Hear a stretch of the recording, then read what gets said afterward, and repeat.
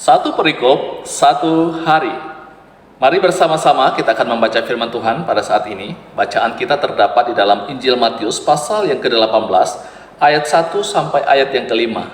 Injil Matius pasal 18, ayat 1 sampai ayat yang ke-5. Mari kita membaca bagian firman Tuhan ini bersama-sama. Siapa yang terbesar dalam kerajaan sorga? Pada waktu itu datanglah murid-murid itu kepada Yesus dan bertanya, siapakah yang terbesar dalam kerajaan sorga? Maka Yesus memanggil seorang anak kecil dan menempatkannya di tengah-tengah mereka.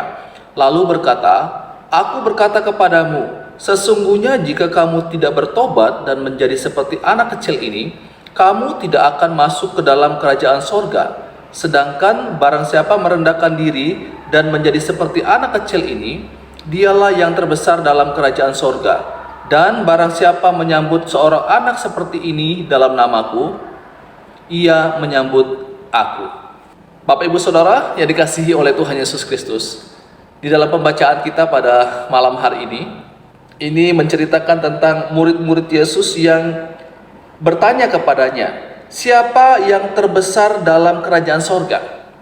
Tetapi kalau kita coba melihat bagian firman Tuhan yang lain, karena ada 3 kitab yang menuliskan akan cerita ini, Injil Matius, Markus, dan Lukas. Di dalam Injil Markus dan Injil Lukas, di sana dikatakan bahwa mereka bertengkar, timbul pertengkaran di antara murid-murid Yesus tentang siapakah yang terbesar di antara mereka. Jadi lebih jelas lagi di kitab Matius dan Injil Lukas tentang hal ini.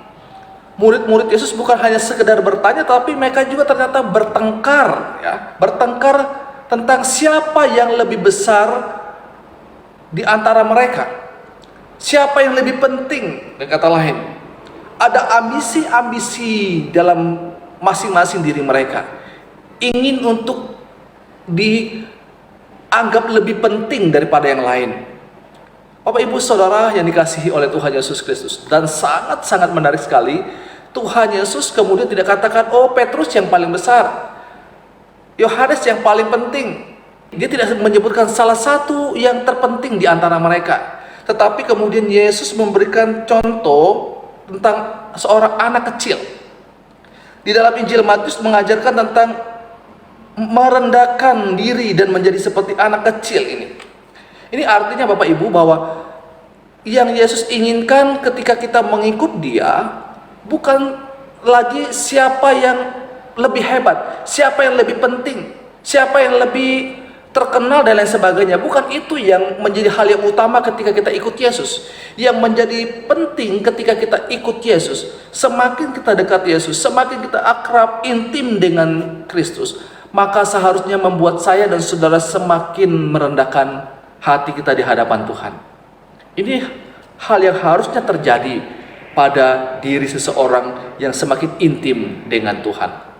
Jadi, kalau ada orang katakan saya adalah orang yang dekat dengan Tuhan, tetapi dia nanti membanggakan diri, menyombongkan dirinya akan prestasi rohaninya, akan kehebatan-kehebatan rohaninya, maka ada sesuatu yang salah pada dirinya. Karena harusnya semakin kita dekat dengan Tuhan, semakin kita sadar siapa diri kita, dan itu membuat kita terus merendahkan hati kita di hadapan Tuhan, karena kita sadar bahwa kita ini boleh ada, diselamatkan hanya karena anugerah Tuhan. Jadi sekali lagi saya mau sampaikan untuk kita pada saat ini, semakin kita dekat dengan Tuhan, harusnya membuat kita semakin merendahkan hati kita di hadapan Tuhan, bukan sebaliknya. Bapak Ibu Saudara yang dikasihi oleh Tuhan Yesus Kristus, ini pembacaan firman Tuhan, renungan untuk kita pada malam hari ini. Biarlah saya dan saudara terus memohon pimpinan Tuhan agar kita terus dapat mengasihi Tuhan dan sesama dalam kehidupan kita setiap waktu. Amin.